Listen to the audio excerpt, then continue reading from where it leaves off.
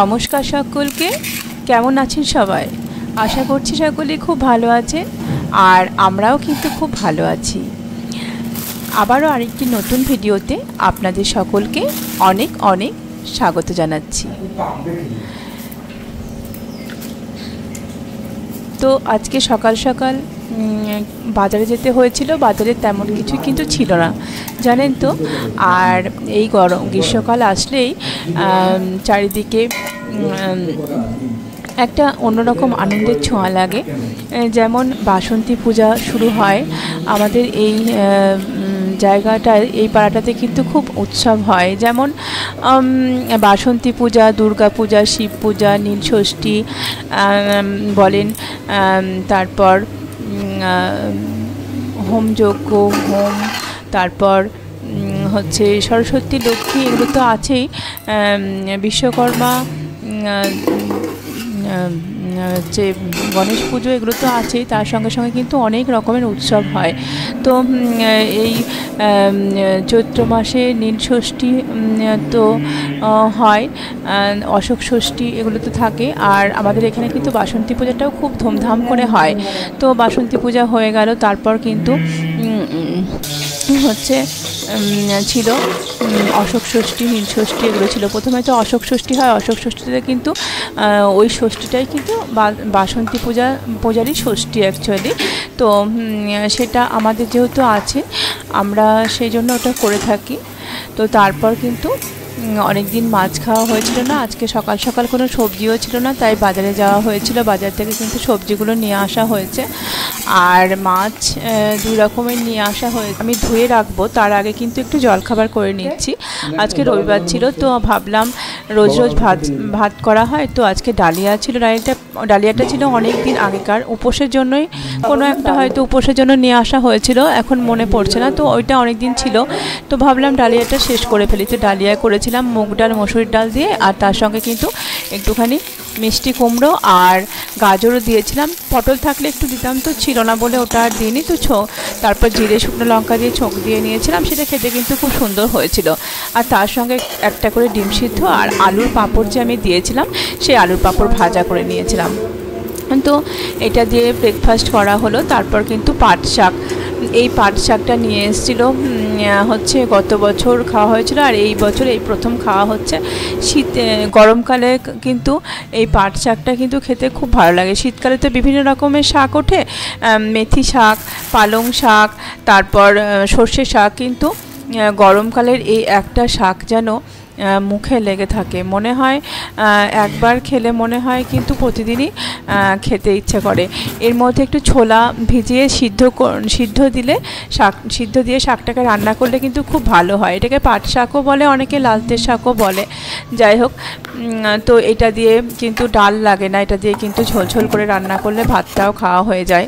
তো দেখো, পাট শাকটা বসিয়ে দিয়ে এসেছি। তারপর কিন্তু আমি মাছগুলো ধুয়ে ফ্রিজের মধ্যে রেখে দিলাম। ট্যাংরা মাছ কিছুটা আনা হয়েছিল, আর এখানে আছে হচ্ছে সরপুঁটি মাছ, টাটকা সরপুঁটিটা কেটেছিল, প্রায় 500 ওজনের ছিল। তো এই সরপুঁটি মাছটাকে কিন্তু আমি আজকে রান্না করব, আর বাকি মাছগুলো অন্য দিন হবে। তো একসাথে আনতে দিয়েছিলাম, যেহেতু বাজার যাওয়ার তাড়াটা রোজ রোজ লাগে, সকালবেলায় অতটা সময় পাওয়া যায় না, ওই কারণে। তো একটুখানি পনিরও আনতে দিয়েছি, সেটা অন্য দিন করব। তো পাট শাক বসিয়ে দিলাম। আর হচ্ছে এখানে আর গরমকালের একটা ফল খুব লোভনীয়, সেটা হচ্ছে তরমুজ, সেটাও আনতে দিয়েছিলাম আজকে। তো পাট শাক দিয়ে ভাবছি আজকে বেশ মানে খুব ভালো করে ভাত খাওয়া হবে। তো অনেক দিন পর পাট শাকটা খাওয়া হবে। তো এখানে ছোলা বাদাম ভিজা দিয়েছি, আর রসুন আর কাঁচা লঙ্কা ফোড়ন দিয়ে কিন্তু শাকটাকে প্রথমেই ছোঁক দিয়ে আমি বসিয়ে দিয়েছিলাম। শাকটা হয়ে গেছে সিদ্ধ, তারপর শাকটাকে নামিয়ে নিলাম। আর হচ্ছে এরপর আমি করব সরপুঁটি মাছের ঝোলটা। তো এখানে আমি টমেটো বেটে রেখে দিয়েছি, অনেকটা টমেটো ছিল, তো টমেটোটাকে আমি পেস্ট করে রেখেছি আগের দিন। আর হচ্ছে এই টমেটো পেস্টটাকে কিন্তু আদা রসুন পেঁয়াজ বাটা টাকেও যেমন পেস্ট করে ফ্রিজের মধ্যে রেখে দিচ্ছি কিছুদিন ধরে, তাহলে কিন্তু রান্না করার সময় বেশ সুবিধা হচ্ছে। কোনো তরকারি সবজিপাতি বা মাছের ঝোল মাংসের ঝোল যাই বলুন না কেন, একটা করে একটু করে 1 চামচ 2 চামচ করে যেখানে যে পরিমাণ লাগছে পেস্টটা দিয়ে দিচ্ছি, আর নতুন করে বাটতে হচ্ছে না। তো সেই রকম এখানে টমেটোটাকেও পেস্ট করে রেখেছি।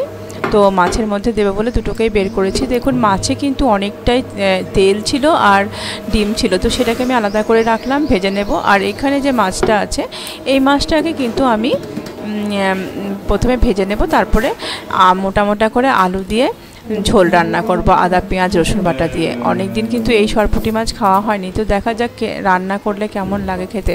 তো আমি প্রথমে লবণ হলুদ মেখে নিলাম, তারপর এক এক করে মাছগুলোকে ভেজে নেব। আর এই মাছ কিন্তু ফোটে খুব, যেহেতু তেল ছিটে আসে, আমার কিন্তু রান্না ভাজার সময় বেশ ভয় লাগে, চোখে মুখে তেল ফুটে আসে, তেল ছুটে পড়ে, আর গরম তেলে কিন্তু দাগও হয়ে যায় আর জ্বালাও করে খুব। সঙ্গে সঙ্গে কিন্তু বরফ লাগানো যায় না, রান্নাটা ছেড়ে যাওয়া যায় না তখন, তো তারপর কিন্তু কালো দাগ হয়ে যায়। তো চলুন এই মাছগুলো কিন্তু আমি ভালো করে লবণ হলুদ মেখে নিই। তারপর অনেকবার করে এরকম করে লবণ হলুদ মেখে নিই, কিন্তু বেশিক্ষণ রেখে দিলে লবণটা কেটে জল হয়ে যায় আর মাছে তখন লবণটা থাকে না। ওই জন্য ভাজার ঠিক আগেই মুহূর্তে আমি কিন্তু লবণ হলুদটা মেখে নিলাম। এরপর দেখুন এবার কিন্তু মাছগুলোকে ভেজে নেব। আর তারপর কিন্তু আমি ঝোলটা বানাবো। তো এখন অনেকটা হচ্ছে টমেটোটা অনেকটা সস্তা তো হয়েছিল বাজারে, তো আমি ভেবেছিলাম অনেকটা টমেটো নিয়ে এসে তারপর চাটনি বানিয়ে রাখবো। তো সেই মতো কিছুটা টমেটো আনা হয়েছে। দেখি এই সমস্ত রান্নাগুলো হয়ে যাওয়ার পরে আজকে করতে পারি কিনা, না হলে অন্যদিন সেটাকে বানিয়ে রেখে দেবো। তো এখন আমি এই মাছগুলোকে প্রথমে ভেজে নিচ্ছি, তারপর এই তেলটা আর হচ্ছে মাছের ডিমটা ভেজে নেব। মাছটাকে রান্না করার জন্য কিন্তু আমি পেঁয়াজ কুচি করে নিয়েছি, আদা রসুন পেঁয়াজের পেস্ট করে নিয়েছি, টমেটো বাটা করে নিয়েছি, আর এই যে এখানে কিন্তু হচ্ছে তেলটাকে গরম করতে দিলাম। তেলটা গরম হয়ে এসছে, এবার মাছগুলো এক একে ছেড়ে দিচ্ছি। তো এক এক করে আমি মাছগুলোকে ভেজে নিচ্ছি। তারপর কিন্তু লাল করে মাছগুলো, তো সমস্ত মাছগুলোকে আমি এখন লাল লাল করে ভেজে নেব। আর তারপর মাছগুলোকে আমি তুলে নেব, নিয়ে ওই তেলের মধ্যেই কিন্তু আমি রসুন 5 ফোড়ন শুকনো লঙ্কা দিয়ে দিলাম। আর তারপর কিন্তু কাঁচা পেঁয়াজ কুচি, শুকনো লঙ্কা আর চেরা কাঁচা লঙ্কা সমস্ত কিছুই দিয়ে দিলাম। আলুটাকেও দিয়ে দিলাম, দিয়ে ভালো করে কষিয়ে নিচ্ছি। আর এখানে আদা পেঁয়াজ রসুন বাটা, পরিমাণ মতো লবণ হলুদ সমস্ত কিছুই দিয়ে দিচ্ছি। দিয়ে সমস্ত কিছুর সঙ্গে আলুটাকে ভালো করে কষিয়ে নেব।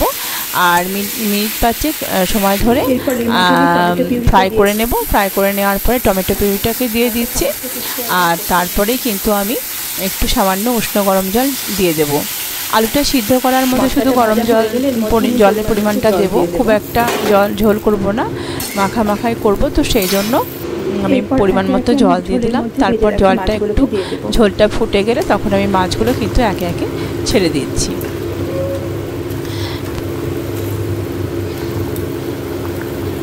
তো মাছগুলো দিয়ে দেওয়া হয়ে গেল। আর কয়েক পিস মাছ আমি কিন্তু ভাজা রাখলাম। তো এখানে আমি 10 মিনিট মতো ফুটিয়ে নেব। ফুটিয়ে নেওয়ার পরে আলুটাও সিদ্ধ হয়ে যাবে আর মাছগুলোও সিদ্ধ হয়ে যাবে।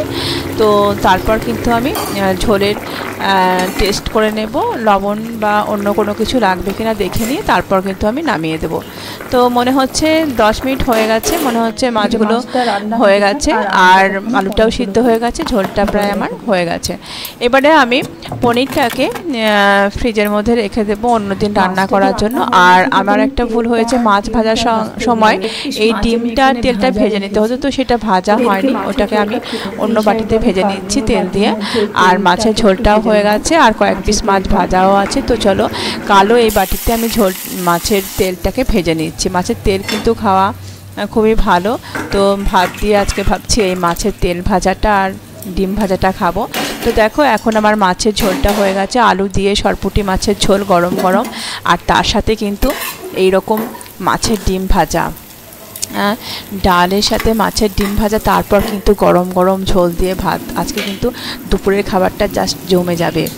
আর এই যে এখানে কিন্তু আমার মাছের তেল ভাজাটাও হয়ে গেল, আর সমস্ত রান্না বান্না কিন্তু হয়ে গেল, মাছ ভাজা, মাছের ঝোল, মাছের ডিম ভাজা, তেল ভাজা, আর এখানে হয়েছিল সকালে ভাত রান্না, আর তারপরে হয়েছিল ডালিয়া আর খিচুড়ি তো বলেই দিলাম, আর তারপরে এখানে ছিল হচ্ছে আলু করলা পেঁয়াজ ভাজা একসাথে, তারপর পাট শাক, ছোলা দিয়ে পাট শাক, আর হয়েছিল ডাল সিদ্ধ, মসুরির ডাল সিদ্ধ, আর এখানে হয়েছিল হচ্ছে ওই ডালিয়া। তো আজকের ভিডিওটা এই পর্যন্তই।